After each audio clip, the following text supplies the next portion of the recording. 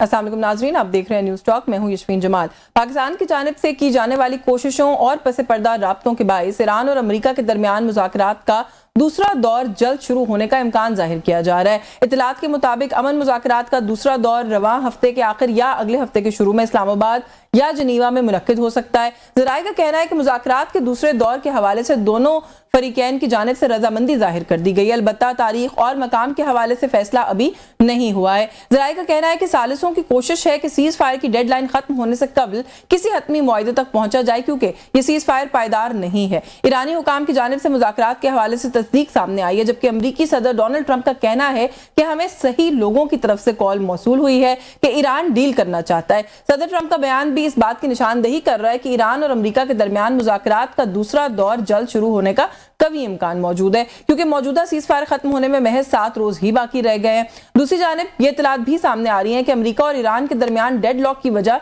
Uranium अफजोदगी की मुअत्तली के time frame पर है। अमरीकी जरीदे के मुताबिक अमरीका अगले 20 साल तक ईरान की यूरेनियम अफजोदगी पर पाबंदी चाहता है, जबकि ईरान की जानिब से यह मुद्दत 5 साल किए जाने का मुतालबा सामने आ रहा है। अमरीकी जरीदे का इंकशाफ करते हुए मजीद कहना है कि ईरान के पास मौजूद अफजोदा यूरेनियम के हवाले से मुआहदा तय पा गया था और इतवार की सुबह तक ईरानी वफ्द का यह ख्याल जो है वो कर रहा था कि दोनों फरीकैन के दरमियान हतमी मुआहदा तय पा जाएगा। लेकिन अमरीकी नायब सदर जेडी वैंस की जानिब से प्रेस कॉन्फ्रेंस के जरिए हतमी मुआहदा ना होने का जिम्मेदार ईरानी वफ्द को करार दे दिया गया, जिससे ईरानी वफ्द को शदीद मायूसी हुई। अमरीकी सदर नायब सदर जेडी वैंस का इस हवाले से कहना है कि ईरानी वफ्द के पास डील फाइनल करने का इख्तियार ही नहीं था, और जब हमें इस बात का अंदाजा हुआ तो हमने वापसी का फैसला किया। जहां एक जानिब मुज़ाकरात के दूसरे मरहले की बातें हो रही हैं, वहीं अमरीका की जानिब से अबनाए हुर्मुज़ की बंदिश का मामला भी जेर बहस है। ईरानी बंदिश के जवाब में अमेरिका ने भी अबनाए हुर्मुज़ की गुजरगाह को ईरानी तेल बरदार जहाजों के लिए बंद कर दिया है। अमेरिका की जानिब से क्या ये वक्ती दबाव है, और मुज़ाकरात के दूसरे दौर से कबल अमेरिका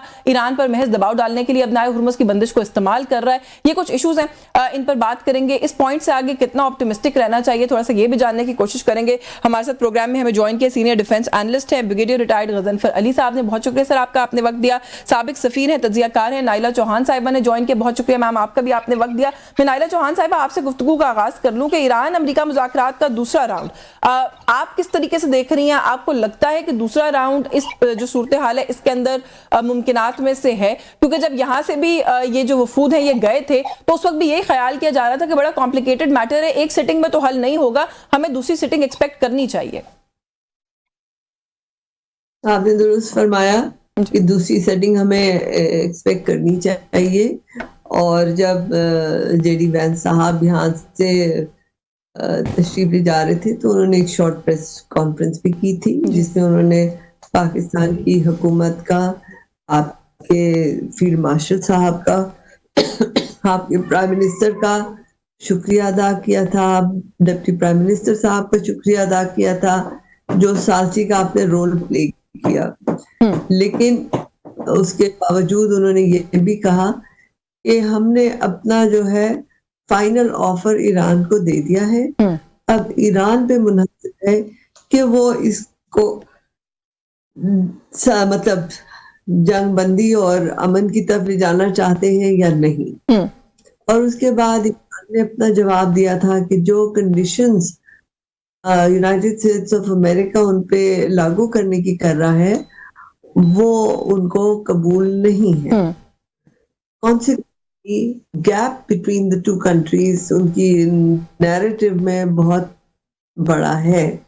लेकिन पाकिस्तान की सालसी, अल्लाह का शुक्र है, उस वक्त भी कामयाब थी, और अभी बहुत बैकडोर चैनल पे काम हो रहा है, दोनों साइड्स को इकट्ठा लाने की कोशिश की जा रही है।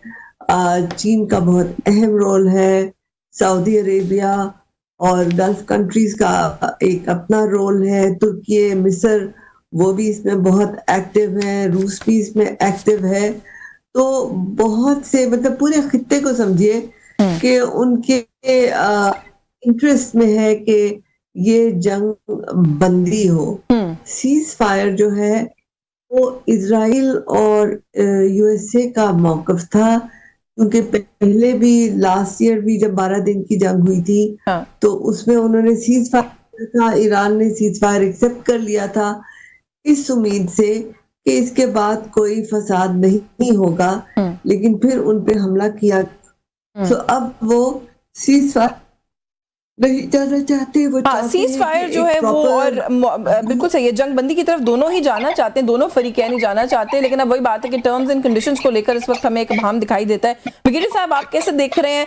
पुरुमीद है, ऑप्टिमिस्टिक होना चाहिए कि सेकंड राउंड जो है वो हो सकता है सर? और दूसरा ये कि मकाम जो है उसके ऊपर भी कोई कमेंट कीजिएगा, क्योंकि क्या ईरानी डेलीगेशन को या ईरानी वफ्द जो भी कोई वहां से आएंगे, ईरान से जो जिम्मेदार लोग हैं, उनको सिक्योरिटी कंसर्न्स की वजह से पाकिस्तान के अलावा सर आपको लगता है कोई और मकाम सूट करता है?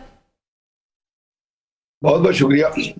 जैसे आपने पहला कहा कि क्या दूसरा राउंड हो सकता है, ये टॉक्स यहाँ आके खत्म हुई थी।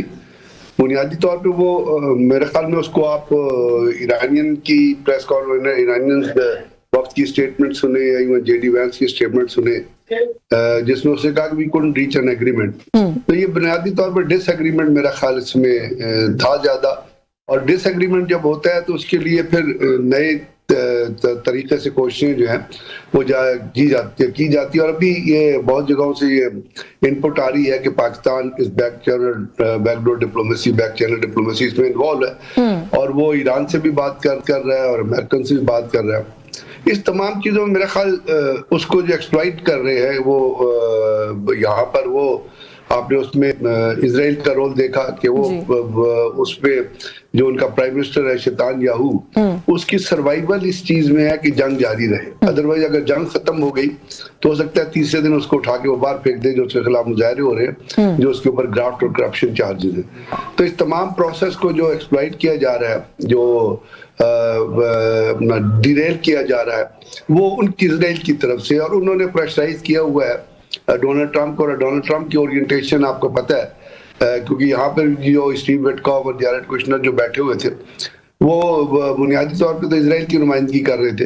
हालांकि ईरान का वक्त जो आया था वो न सिर्फ वक्त इटसेल्फ था, बल्कि साथ वो टेक्निकल लोग थे जो उनको ये जो 3 क्लॉजेस थी जिसके ऊपर डिस्कशन बारहा हुई स्टेट ऑफ हॉर्मज के क्लोजर के हिसाब से। क्योंकि याद रखिएगा स्टेट ऑफ हॉर्मज के 3 एंगल्स बड़े जरूरी देखने के लिए जो उन्होंने देखे होंगे।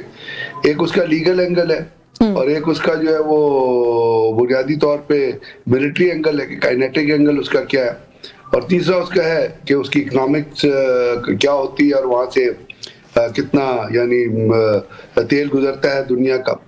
तो ये तमाम चीजों में जब बातचीत हुई, जैसे आपने अपने इंट्रोडक्शन में कहा कि टाइम ब्रैकेट हो रही थी, ईरानी वक्त इस बात पे राजी था, जो अभी खबरें आ रही है कि 400.9 जो केजी यूरेनियम एनरिच पड़ा हुआ है वो उसको या फ्रीज कर दे या किसी के हवाले कर दे। लेकिन जो बात आके रुकी वो ये था कि वो चाहते ही हैं, अमेरिकन चाहते हैं कि आप ये जो फिजिकल अपना न्यूक्लियर फिजिक्स का जो चैप्टर है ना, वो अपनी सिलेबस से निकाल दें। ये कोई पॉसिबल है कि आप अपनी पढ़ाई से, अपने रिसर्च से, अपनी डेवलपमेंट से, अपनी ओरिएंटेशन से, अपनी पॉलिसी से एक ऐसा सब्जेक्ट जिसको दुनिया में माना जाता है और कितने लोगों ने उस पर रिसर्च किया, कितनों ने नोबेल प्राइज जीता है, और जरूरी नहीं है कि आप यूरेनियम को सिर्फ एटम के लिए इस्तेमाल करें, वो इंसानियत के लिए उसके ऊपर जाके जो है ईरानियन का एग्रीमेंट नहीं था। अभी एग्रीमेंट नहीं था, जैसे आपने कहा इसकी बहुत सारी टाइम ब्रैकेट निकल सकता है, इसका जो स्टेट ऑफ हार्मुज है उसका कोई कंसोर्शियम के हिसाब से, लीगैलिटी के हिसाब से, क्योंकि वैसे तो इंटरनेशनल लॉ ये कहता है कि 20 नॉटिकल माइल्स जो आपका क्रॉस द शोर है वो आपका कॉन्टिनेंटल शेल्फ या ईजी उसको काउंट किया जाता है। तो इसका तो टोटल स्ट्रेच ही नायरो जो है वो अबाउट 21 नॉटिकल माइल्स है, जिसमें 12 ओमान का है तो 12 ईरान। तो टेक्निकली लीगली तो it falls into the states of into the अपना रिस्पांसिबिलिटी ऑफ ईरान। तो उसके ऊपर भी कोई ना कोई चीज हो सकती है, लेकिन मेरा ख्याल जो चीज एक बड़ी और थी वो $27 बिलियन के जो उनके एसेट्स फ्रीज हुए हैं उसको किस तरह रिलीज करना है, उसके ऊपर अमेरिकन ने कोई नॉड नहीं दी।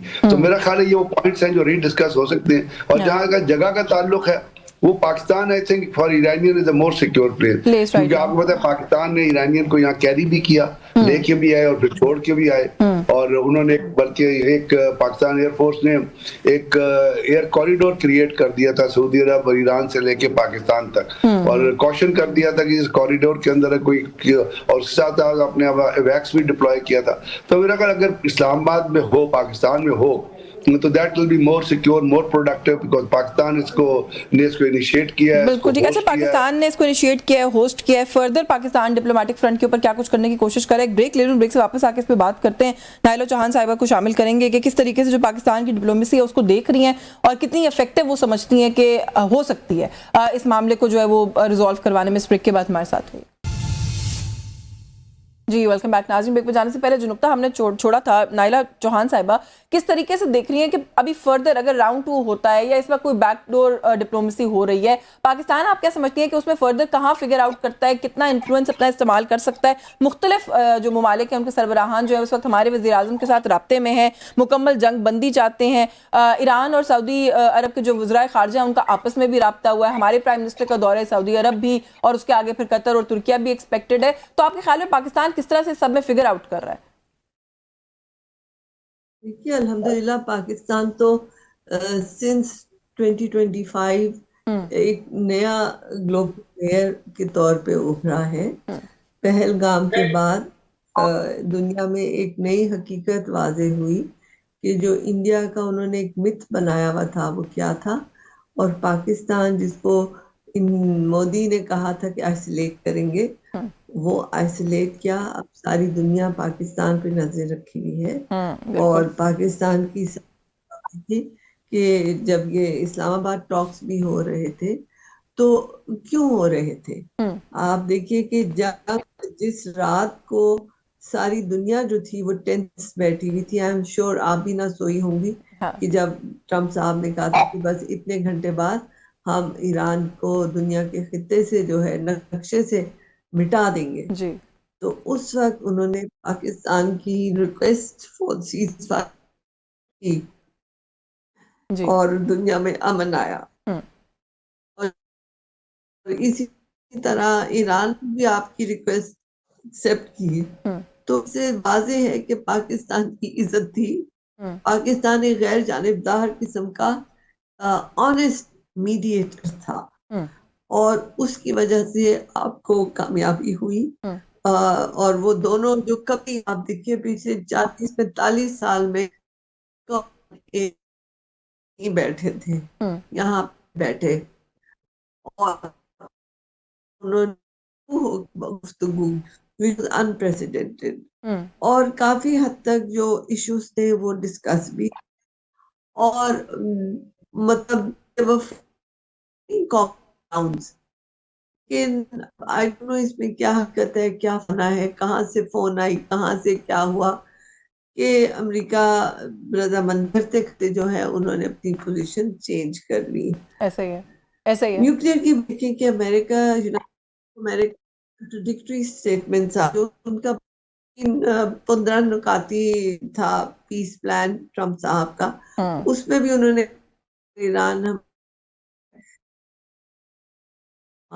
तो का जो पावर बिल्कुल ठीक है। अच्छा नायरा साहिबा, मैं ये न्यूक्लियर वाले इशू पे आपकी जानिब दोबारा आती हूँ जी। न्यूक्लियर वाले इशू पे मैं आपकी जानिब दोबारा आती हूँ। ब्रिगेडियर साहब को ये जो हमारा ये इस वक्त जो मामला चल रहा है इसके ऊपर ले लूँ, यूरेनियम की जो बात करी थी अभी नाइला साहिबा, ब्रिगेडियर साहब थोड़ा सा इसी पे चले क्योंकि आप भी पहले बात कर रहे थे कि न्यूक्लियर इनरिचमेंट जो है वो एक बोन ऑफ कंटेंशन रहा और जिस तरह के मुतालबात अमेरिका कर रहा है जाहिर है वो ईरान के लिए एक्सेप्टेबल नहीं होंगे, बल्कि उन्होंने कहा भी है कि हम अपनी न्यूक्लियर इनरिचमेंट के मामले को कैसे डील करें उस पर हम किसी की डिक्टेशन नहीं लेंगे, हम क्यों किसी की डिक्टेशन इसके ऊपर कबूल करें। मुझे थोड़ा सा बताइए कि खबरें ये भी आ रही हैं कि टाइम फ्रेम का कोई डेडलॉक जो है वो सामने आ रहा है। अमेरिका की तरफ से कहा जा रहा है कि 20 साल के लिए बैन कर दिया जाए इनरिचमेंट का अमल ईरान के अंदर। Iran on the other side apparently जो है वो कह रहा है कि 5-1 साल के लिए जो है इस मामले को जो है वो देखा जा सकता है। तो आपको लगता है इस टाइम फ्रेम के ऊपर कोई मिडिल ग्राउंड ढूंढ सकते हैं ये दोनों ममालिक? असल में अगर आप माजरत उस वक्त पे जाएं जब last time third party negotiations हो रही थी, ओमान उनको होस्ट कर रहा था जी। तो ओमान के जो फॉरेन मिनिस्टर जो उसके अंदर इन्वॉल्व थे उन्होंने एक इंटरव्यू दिया था CNN पे, जहां उन्होंने ये कहा था कि हम we were ready for the peace deal, क्योंकि ईरान जो है वो इस बात पे राजी हो गया था कि हम एनरिचमेंट जो है उसको 0% एनरिचमेंट पे ले जाएंगे यूरेनियम को।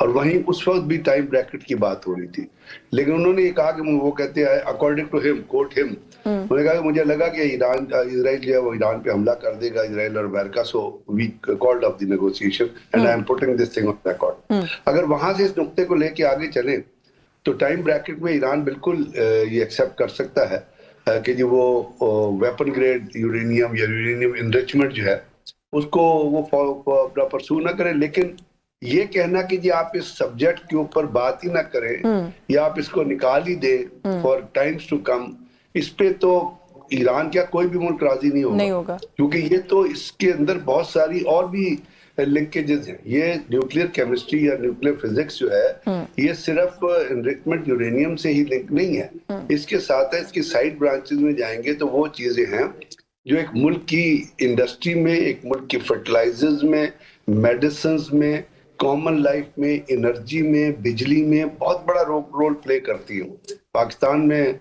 जो कनूक जो चल रहा है कराची में वो किस तरह चल रहा है, वो भी तो एक न्यूक्लियर पावर प्लांट है ना। हाँ। तो अब ईरान को आप बिल्कुल ही उससे महरूम कर दे तो वो आई थिंक वो इस पॉइंट पे चीज नॉन नेगोशिएबल हो जाती है। लेकिन इसके अंदर भी मेरा ख्याल जैसे आपने कहा कि टाइम ब्रैकेट के ऊपर चीजें चल सकती हैं और अगर ये दोबारा टॉक्स रिज्यूम हुई जिनकी बड़ी स्ट्रॉन्ग इंडिकेशंस बहुत सारे लोग बहुत सारी जगहों से आ रही है तो उसके ऊपर यही डिस्कशन होगी जो आप कह रही है कि किस टाइम ब्रैकेट के लिए ईरान इसको फ्रीज कर सकता है या अब इसका बहुत अच्छा अगर अमेरिका माहिदा करना चाहे वो they are not sincere actually. इसको सबसे ज्यादा इस माहिदे को अगर कोई सबोटाज कर रहा है वो डोनाल्ड ट्रंप खुद है। अगर वो ये माहिदा करना चाहें तो आप IAEA पहले भी IAEA जो है वो अपना वो ईरान के अंदर रही है जब बाराक ओबामा के जमाने में 4+1 जो अपना हुआ था माहिदा हुआ था और वो मॉनिटर करते रहे। तो आप बिठा दीजिए IAEA के इंस्पेक्टर और उसके साथ आजकल तो आपको पता है टेक्निकल डाटा ऐसे आप ऐसे स्केल्स लगा सकते हैं, ऐसे मॉनिटर्स लगा सकते हैं जो हर जगह पे डे टू डे प्रोग्रेस को मॉनिटर कर सकते हैं। अगर आप किसी मायदे पे आना चाहें तो बहुत सारी चीजें जिनके ऊपर और उसके लिए आई थिंक इरानियंस ओपन भी हैं। अगर आपने बाकिर कालिबॉफ की वो स्टेटमेंट देखी हो जिसमें वो कह रहे हैं कि अगर आपको कोई डाउट है हमसे सवाल पूछें, आप किसी चीज को सुपरवाइज करना चाहते हैं आप आके बताएं, हम ट्रांसपेरेंट होंगे, तो इस चीज के लिए तो वो मान भी सकते हैं। सो यानी कि जहां से अभी हम देख रहे हैं इस वक्त फ्लेक्सिबिलिटी और गुंजाइश मौजूद है, मामला जो है वो अमन की तरफ ही यहां से भी जा सकते हैं। I come back to you sir. मैं थोड़ा सा ये एक वही है अजम्पशन बेस्ड सवाल ये, लेकिन आप दोनों से कमेंट लेना चाह रही हूँ। पहले नाइला साहिबा इस पे कमेंट कर दें कि अगर मुज़ाकरात किसी एक रिमोट पॉसिबिलिटी के अंदर नहीं कामयाब होते तो आप फिर क्या देख रही हैं कि खास तौर पे ईरान के पास फिर उस वक्त क्या ऑप्शंस हैं, ईरान के लिए इस वक्त सूरत हाल क्या होगी? जी देखिए अहम जो बात है कि इजराइल का क्या है जिस कर रहे यहाँ जब होने लगे वफूद आ रहे थे सदर्न लेबनान पे हमला किया था। उन्हें अच्छी तरह से मालूम था कि ये ईरान के लिए खास मौजू है और वो इससे था कि ईरान इंटिमिडेट होके नहीं आएगा और फिर ईरान पे इल्जाम भी लगा दिया जाएगा कि वो सुलह सफाई के और ये अपना मकासद भी हासिल कर लेंगे, टॉक्स फेल हो जाएंगी। लेकिन ईरानी डेलीगेशन ने बहुत मुद्दत तरीके से ये फैसला किया कि वो इस्लामाबाद तैयारी के साथ आए। मैं थोड़ा सा इसी नुक्ते के ऊपर ब्रिगेडियर साहब आप से कमेंट कर दीजिएगा कि आप क्या फिर सिनेरियो देखते हैं खास तौर पे ईरान के लिए कि अगर ये मुज़ाकरात जो है वो कामयाब नहीं होते? एज ए वर्स्ट पॉसिबिलिटी तो फिर ये है ना कि जंग जारी रहेगी। ईरान ने बता दिया कि जी हमारे पास कितने ड्रोन्स हैं, कितने हमारे पास मिसाइल्स हैं और हो सकता है फिर ये जंग जो है वो पानी में शिफ्ट हो जाए, समुद्रों में शिफ्ट हो जाए। जैसे अभी आप देख रही हैं कि ईरान जो है वो अमेरिका कहता है कि जी मैं ईरान का ब्लॉकेट कर दूंगा, स्टेट ऑफ होमस को शिप नहीं एंटर होने दूंगा। ईरान कहता है जी अगर शिप इस तरफ आया हम टारगेट करेंगे। अभी एक लेटेस्ट सऊदी अरब ने अमेरिका को अप्रोच किया और उन्होंने बताया कि जी अगर आपने ईरान को ज्यादा प्रेशराइज किया तो हूतीज जो है वो बाबुल मंदब को बंद कर देंगे। और आपको पता है बाबुल मंदब से हालांकि हूतियों का उसने उसको डिस्टर्ब करते रहे हैं और हूतियों ने उसके ऊपर अपना कंट्रोल रखा है और वो वहां से इजराइल के ऊपर लास्ट टाइम भी फायर करते रहे। तो वहां से 2024-2025 में देखे तो 4.1 to 4.2 मिलियन ऑयल है जो वहां से गुजरा है और गुजरता है और इसकी कैपेसिटी और भी ज्यादा है। तो आप खुद ही सोचिए अगर बाबुल मंदब बंद हो गया और स्टेट ऑफ हॉर्मुज भी बंद हुई और स्टेट ऑफ हॉर्मज से रोजाना 21 मिलियन बैरल ऑयल है जो डेली गुजरता है। तो इसमें फिर क्या इफेक्ट होगा, यानी दुनिया में एक तो आप मिलिट्री टारगेट तो हिट करेंगे ही करेंगे, आप इंफ्रास्ट्रक्चर भी तबाह करेंगे ईरान के अंदर, ईरान इसराइल के अंदर इंफ्रास्ट्रक्चर तबाह करेगा। लेबनान में जो है वो किसी तरह की पीस टॉक कामयाब नहीं होंगी, चाहे अमेरिका में हो गई, चाहे लेबनान प्राइम मिनिस्टर के हिजबुल्लाह वहां पे होगी, यहाँ से हुती एक्टिवेट हो जाएंगे। तो और फिर पानी में भी जंग हो रही होगी। फिर तो सर ये जंग बहुत से लोगों को, बहुत से ममालिक को और भी अपने अंदर सकिन नहीं कर लेगी सर, क्योंकि बाबुल मंदब अगर इन्वॉल्व हो जाता है तो सऊदी अरब इन्वॉल्व हो जाता है, वो इन्वॉल्व होते हैं तो हमारा भी डिफेंस पैक्ट है, हमें भी सर कूदना पड़ सकता है फिर किसी पॉइंट पे। मैं ये अर्ज कर रहा हूँ कि चाइना ने एक रिजॉइंडर जारी किया, कॉशन किया उन्होंने कि जी अगर आप स्टेट ऑफ अमेरिका को उन्होंने कहा कि अगर स्टेट ऑफ अमेरिका को इस तरह ब्लॉक करेंगे तो वो दुनिया के अमन के लिए बहुत खतरा होगा। फिर रशियंस भी इस पे कंसर्न जाहिर कर रहे। तो मेरा कहने का मतलब कि ये सारी पार्टीज है, फिर इसके अंदर यूरोप तो निकल गया ना दरमियान से। यूरोप ने तो कह दिया कि ये this is not our war, आप इसको खुद ही हैंडल करें। तो फिर इसका मतलब कि अमेरिका के साथ इस खित्ते के जो ममालिक हैं वो डबल दो लेयर्स में सफर करेंगे। एक तो मिलिटरीली आप इन्वॉल्व हो जाएंगे, और फिर मिलिटरीली जब इन्वॉल्व होंगे और तेल डिलीवर नहीं होगा तो उसमें जो इकोनॉमिक्स होगी वो मुल्कों की वो तबाह हो जाएगी, और मालियाती अदारे तबाह हो जाएंगे, बिजनेस जो है वो तबाह हो जाएगी, और वो चीजें ईरान तक जाएंगी। अब अगर ईरान में एक कैथलिक पोप ने भी अगर इस चीज को कहा है, और उसके आप देखिए ना, मतलब आप जरा ट्रंप की अहलियत का या उसके दिमागी जो लेवल है उसका अंदाजा लगाएं कि पोप ने जो अपना जो ट्वीट किया था, जो उन्होंने स्टेटमेंट दी थी, उसमें उन्होंने यही कहा था ना कि जंग जो है ये इंटरनेशनल लॉ के खिलाफ है, आप इसको बंद करें। उसके ऊपर उसने उसको दूसरा वो जब अपनी तस्वीरें जो मजहबी इलाके से लगाने लगे, और पॉला वाइट जो उसकी पेस्टर बैठी है व्हाइट हाउस में, वो उसको ये बताया कि आप हजरत ईसा ने डायरेक्टली आपसे टेलीफोन पे बात की और आपको भेजा है। तो फिर तो ये मजहबी जनूनियत की जंग हो जाती है ना। और मैं हमेशा ये कहता हूँ कि जो मजहबी जनूनियत की जंग होती है उसमें लॉजिक जो है वो बड़ी दूर रह जाता है, फिर जनूनियत आ जाती है। तो ये जो चीजें इसमें फिर आप ये समझे कि अल्लाह ना करे ऐसी बात हो, डूम्सडे होगा, फिर इसमें और ममालिक इन्वॉल्व हो जाएंगे और जंग का स्केल बढ़ जाएगा। वही बात जिसका पहले दिन से खदशे का जिसका इजहार किया जा रहा है कि तीसरी जंग अजीम की तरफ ये सूरत हाल ना चली जाए। सो लेट्स होप के जो अमन है उसकी जो गुंजाइश अभी हमें नजर आ रही है वो इफेक्टिव भी साबित हो। आपका बहुत शुक्रिया ब्रिगेडियर रिटायर्ड गजनफर अली साहब, आपने वक्त दिया। नाइला चौहान साहिबा के शुक्रगुजार हैं, प्रोग्राम के इस हिस्से में हमारे साथ मौजूद रही। एक ब्रेक का वक्त हो रहा है, हमारे साथ रहिए।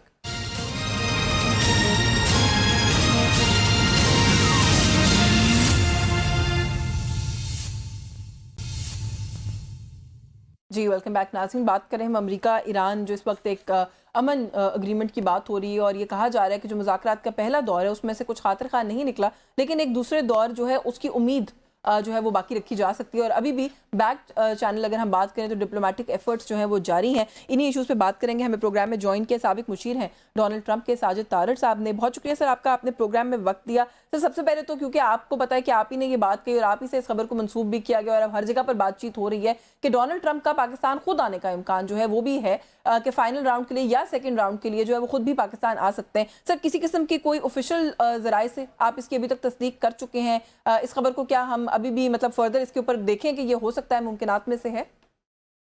देखिए, ये मैंने उसमें ट्वीट में खासकर ये लिखा था, चैटर्स लफ्ज, उसमें ये बात है कि वाशिंगटन जिस तरह बिल्कुल चहमगोइयां हैं, अफवाहें हैं, कॉन्स्पिरेसी थ्योरीज यहाँ वाशिंगटन डीसी में चलती हैं। मैं जरा कुछ पॉइंट्स आपके सामने रखना चाहूंगा जो इस सारी फेवर में जाते हैं कि डायरेक्शंस क्या है, और बल्कि एक नया इसमें एंगल भी है, वो भी आपके सामने रखने की कोशिश करता हूँ। जेडी वेंस साहब ने कल फॉक्स को इंटरव्यू दिया, उसमें उन्होंने बड़ी तारीफें की पाकिस्तान की, फील्ड मार्शल साहब की, हमारे प्राइम मिनिस्टर साहब की। डोनाल्ड ट्रंप साहब ने कल ट्वीट की, फिर उन्होंने जिक्र किया, ट्वीट में भी उन्होंने तारीफ की। और उसमें जो सबसे बड़ी चीज है, इस वक्त प्रेसिडेंट ट्रंप को एक वाव फैक्टर चाहिए, इलेक्शन करीब है, और उसके बाद सबसे बड़ी बात यह है कि डोनाल्ड ट्रंप साहब एक नॉट ए ट्रेडिशनल प्रेसिडेंट है, अनट्रेडिशनल है, हमेशा सरप्राइजेस देते हैं कौम को, आपने देखा होगा। और इस वक्त ही उनकी ट्वीट्स के अंदर मिजाज चेंज हो चुका है, बल्कि ईरान को रीबिल्ड करने के बारे में भी बातें हो रही हैं।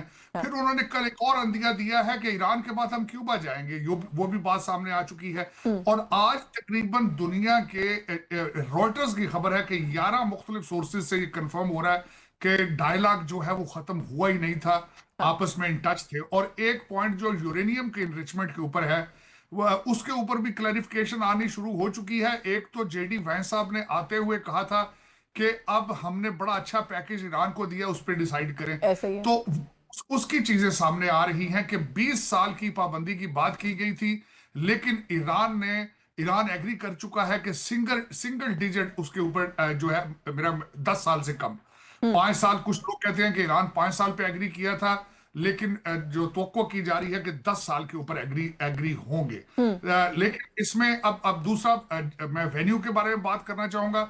अमेरिकन मेरा ख्याल है टिल्ट कर रहे हैं जिनेवा और इस्तांबुल बिल्कुल। लंबी फ्लाइट की वजह से। लेकिन इस्लामाबाद फिर भी सूटेबल है। ईरान एक तो लीन करता है टुवर्ड्स इस्लामाबाद, और दूसरा चाइना, पाकिस्तान के रिलेशनशिप चाइना के साथ। तो हम सब लोगों का यहाँ पे जो रिपब्लिकन है बिलखसूस, हम लोगों का पलड़ा जो है अल्टीमेटली इस्लामाबाद, और दूसरा हमारा वतन अजीज है। हम तो यही चाहेंगे कि ये सेहरा जो है हमारे पाकिस्तान के सर पे सजे। वेन्यू के अंदर मजीद लोग इंक्रीज होंगे। मार्को रूबियो और डोनाल्ड ट्रंप साहब खुद दोनों का अच्छा, जो बैकडोर की आप बात कर रहे हैं ना सर, कि बैकडोर एक्टिव रहा और ये मुज़ाकरात शायद कहीं हॉल्ट हुए ही नहीं थे, वो एक इंप्रेशन गलत चला गया। फिर अभी प्रेसिडेंट ट्रंप का ये कहना कि मुझे कुछ right people, I have got a call from some right people, जो ये कह रहे हैं कि ईरान जो है वो अभी भी एक डील को वर्कआउट करना चाहता है। तो ये राइट पीपल आपके ख्याल में कौन है? क्या हम ही अभी तक मीडिएशन का किरदार अदा कर रहे हैं, या फिर वो इरानियन रिजीम के अंदर में से किसी की तरफ इशारा कर रहे हैं कि इरानियन की अपनी जो लीडरशिप है उनके अंदर से कोई राइट पीपल हैं जो इस वक्त मुज़ाकरात के लिए सामने आ रहे हैं? देखिए, इस वक्त ईरान की जो लीडरशिप है वो एक तो सारे बहुत पढ़े लिखे लोग हैं। बड़े क्वालिफाइड लोग हैं, और दे आर वर्केबल पीपल। और साथ उनको मेरे ख्याल में जो गाइड कर रहे हैं जवाद जरीफ साहब हैं, जो कि बहुत माइल्ड और सॉफ्ट ट्वीट्स कर रहे हैं, उनको मशवरे देने वाले। और दूसरा उसमें मैं यहाँ पे अर्ज करना चाहूंगा, जिस एंगल की मैंने पहले बात की थी, इस डायलॉग का एक यहाँ पे वॉशिंगटन डीसी के अंदर ये भी है कि ईरानी लीडरशिप के पास ये सहूलत मौजूद नहीं थी कि वो फोन पे अपनी क़यादत से राब्ता कर सके, और खासकर उसको सिक्रेसी में उसकी लोकेशन को रखी जा रही थी सेफ्टी पॉइंट ऑफ व्यू से। और दूसरी तरफ जो थे जेडी वैंस, उनके पास ये सहूलत मौजूद थी। तकरीबन दर्जन के करीब उन्होंने कालें करके प्रेसिडेंट ट्रंप से गाइडलाइन ली। तो ये चीजें ऐसे ही सेटल होनी थी जिस तरह हुई हैं। लेकिन मैं पहले भी कहता रहा हूं कि 15 में से 14.5 शराइत तय हो चुकी हैं मेरे ख्याल में। अब हर चीज के ऊपर एग्रीमेंट हो चुका है। सर, वो जो आधी शर्त है वो अगले 7-1 रोज में आपको रिजॉल्व होती हुई नजर आ रही है, क्योंकि इतने ही दिन का वो टेम्पररी सीज फायर रह गया। देखिए, मेरे ख्याल में ये वीकेंड, फ्राइडे, सैटरडे, संडे, मेरे ख्याल में इन 3 दिनों के अंदर जो है पाकिस्तान को, दुनिया को अच्छी खबर मिलेगी। ये वॉशिंगटन डीसी के अंदर तो यही अफवाहें गर्दिश कर रही है। बिल्कुल ठीक है। अच्छा, जो अभी आप बात कर रहे थे ना सर थोड़ी देर पहले कि अमेरिका के अंदर, और जाहिर है इलेक्शन भी है वहां पे, आपने कहा कि डोनाल्ड ट्रंप को एक वाव फैक्टर की तलाश है। थोड़ा सा, क्योंकि आप जाहिर है उधर की पॉलिटिक्स को बहुत अच्छा अंडरस्टैंड करते हैं, आपकी मौजूदगी है, तो आपको लगता है कि इस वक्त, क्योंकि जो जहां से हम देख रहे हैं हमें ऐसा इंप्रेशन मिल रहा है कि अमेरिका के अंदर लोगों का ये ख्याल है कि गैर जरूरी जंग थी, इसराइल के पुश करने पर अमेरिका उसके अंदर कूद गया, इसकी कोई जरूरत नहीं थी। आपको लगता है कि वो जो वाव फैक्टर है वो एक अननेसेसरी वॉर में जाके बाहर निकलने से रिस्टोर हो सकता है? वो जो मेगा बेस की बात है, कुछ लोगों का ख्याल है उसके अंदर कुछ क्रैक्स आ गए हैं, कुछ गलत पॉलिसी मेकिंग की वजह से वो रिस्टोर हो सकती है? मैं बिल्कुल आपकी बात से एग्री करना चाहूंगा। Mega making America great again जो एक मूवमेंट थी, और बिलखसूस जिसके अंदर जिसकी फाउंडेशन थी अमेरिका फर्स्ट, उसमें तो ईरान की जंग जो फिट नहीं आ रही थी, बिल्कुल टोटली एग्री करूंगा।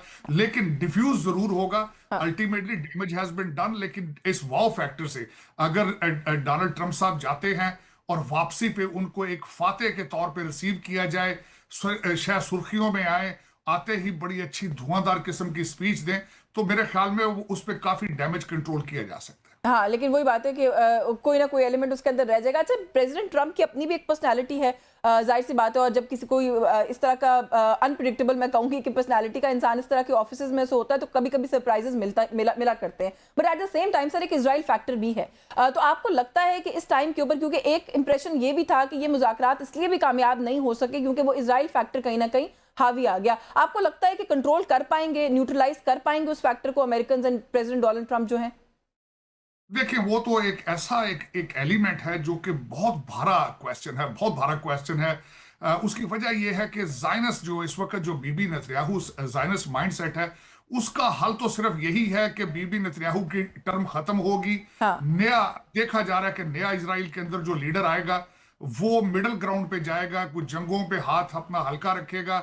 लेकिन जब तक बीबी नेतन्याहू वहां पे मौजूद है और अमेरिका के अंदर ज़ायनिस्ट क्रिश्चियंस जब तक पावर में है तो वो तो होता नजर नहीं आता। लेकिन कल एक और बात भी सामने आई है, बीबी नेतन्याहू की भी टोन जो है उसको नोट किया गया है वॉशिंगटन डीसी में, जिसमें उन्होंने कहा है कि मैं हर चीज से बाखबर हूं, बल्कि इसको नेगेटिव लिया गया कि उन्होंने अपना किरदार, अपनी पर्सनैलिटी को जरा ब्रैग करने की कोशिश की कि जेडी वैंस से मैं मुसलसल राब्ते में हूं और वो मुझे अपडेट करते हैं, जो कि I don't agree with them. लेकिन उसमें भी माइल्ड टोन थी और उन्होंने भी बैकफुट पे जाके बात की है। मेरे ख्याल में जो व्हाइट हाउस है इस वक्त रेजिस्ट कर रहा है बीबी नेतन्याहू का। बस आखिर में सर यही कि उनकी पॉलिटिक्स को सूट करता है इस वक्त डिसएंगेज करना, जो आपने सारे फैक्टर्स बताए अपनी जगह दुरुस्त है, लेकिन इस वक्त वहां पे उनके अपने लिए जो एनवायरनमेंट है वो भी कोई बहुत साजगार नहीं है। और कुछ लोगों का ये ख्याल है कि एक्टिव वॉर में रहना उनको लग रहा है कि शायद उनकी सियासी बका के लिए भी जरूरी है, वो इसलिए भी डिसएंगेज नहीं होने देंगे।